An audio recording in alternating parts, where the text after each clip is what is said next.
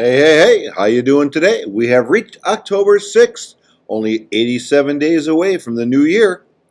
Well, let's jump in as normal to nationaldaycalendar.com and see what we've got brewing.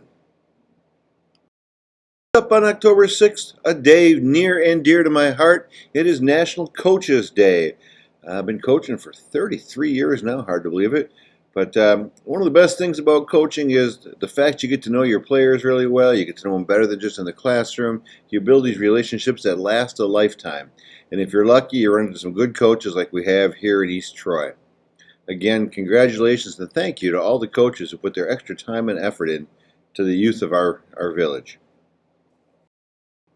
In the year 2002, archaeologists did a dig and they found some earthware in China with noodles that appeared to be at least 4,000 years old. Today, October 6th, we celebrate Noodle Day.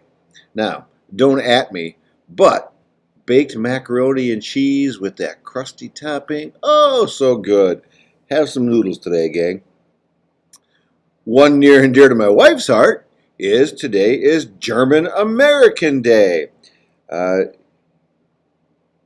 Originally, the Germans came to America. About 13 German Mennonite families landed in Philadelphia.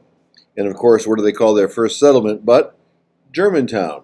Not the one we have north of Milwaukee, but the one in Pennsylvania. Now, many German immigrants, as well as other countries, trekked over to America and settled in. We have great German heritage. However, keep in mind, after World War I and World War II, the flow of Germans to America kind of slowed down. We didn't view Germany favorably until, again, the 50s and 60s. And last but not least, today on October 6th, it is Eat Fruit at Work Day. So we'll jump right in. On the first Tuesday in October is always Fruit Day. Jump right in, grab that apple, grab that banana. Don't think you're going to be able to grab some watermelon today, but whatever you get, fruit's always good for the body, good for the soul, good for the mind. Get some fruit and get healthy.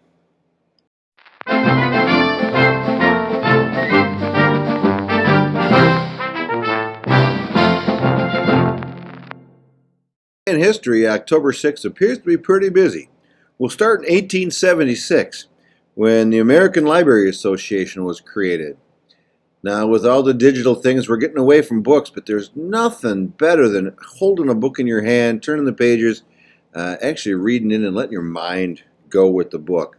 Find a good library, find a good book, curl up and read, folks. 1889, Thomas Edison, yes, Thomas Edison, ye of the light bulb, he showed his first motion picture. It was quite a big thing. Later on, they would have these machines called Nickelodeons because it would cost you a nickel to watch a moving picture. Here is Edison's first film. He wanted to do for pictures what he'd done for sound. Thus, he went back to the wax cylinder for inspiration. He drew up a series of sketches as he envisioned a new version of a phonograph. He used the same principle of a metal cylinder, but this time had a series of tiny sequential photos attached that, when hand cranked and viewed through an eyepiece, gave the illusion of motion. In the following two sequences, he told the subject to gyrate and move around, monkey shines as he called them. Now, from 1889, here is the first true motion picture ever made.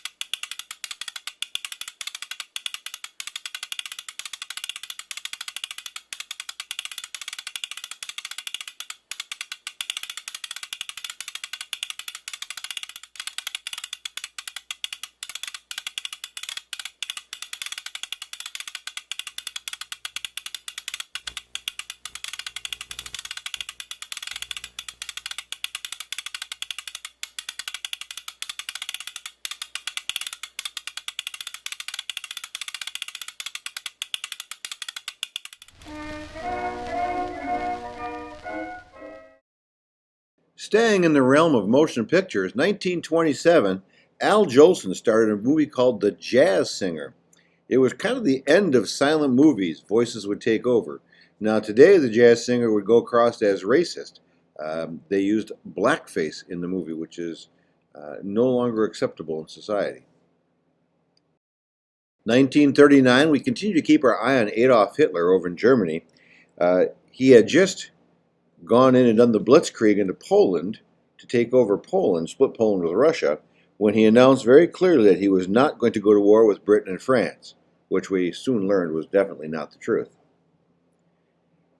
1945, Chicago Cubs fans, here we go.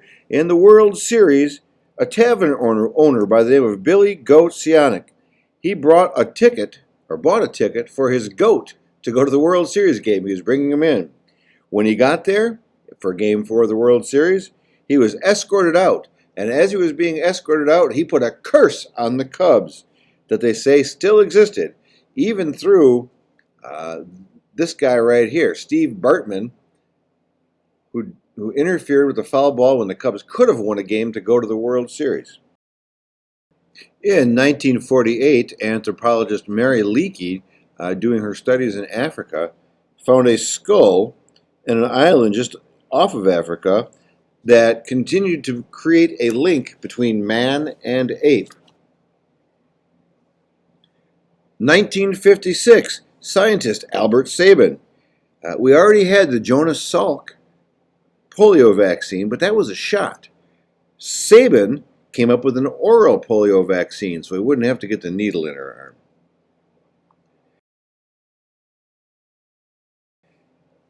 1961, John F. Kennedy, President JFK, he advised all Americans to consider building a fallout shelter in case of a nuclear attack or an atomic attack on America. Get to your bunkers, everybody.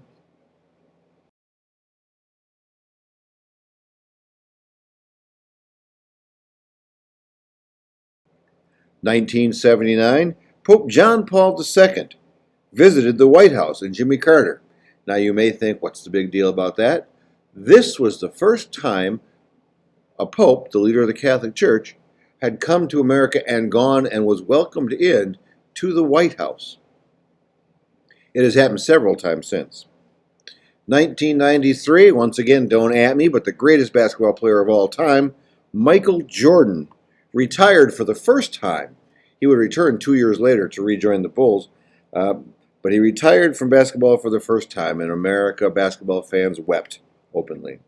And in 2019, just last year, in Hong Kong, huge protest because the government dared ask the citizens of the country to wear masks. The young people everywhere fought against it, and there were large protests, and the numbers of the coronavirus went way up in Hong Kong.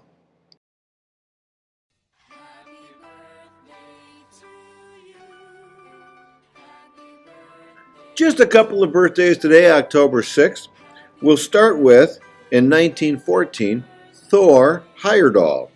He was a Norwegian anthropologist, and he set out to prove that the Polynesian islands, which include the area around Hawaii, New Zealand and such, that they were originally settled by people of South America.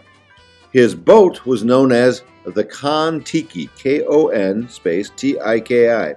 It was a raft. And Heyerdahl, as he came in, he found out the whole area of Polynesia, settled in. We learned about the culture. We've been fascinated with Hawaii and that area ever since. And most of you think Moana. You're welcome. And in 1917, we'll take a look at Fannie Lou Hamer.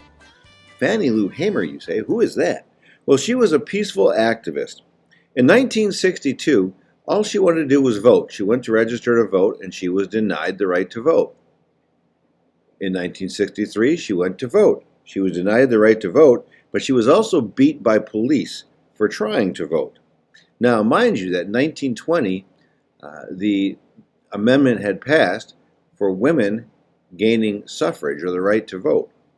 So she wasn't doing anything illegal, but they just did not want an African American woman voting.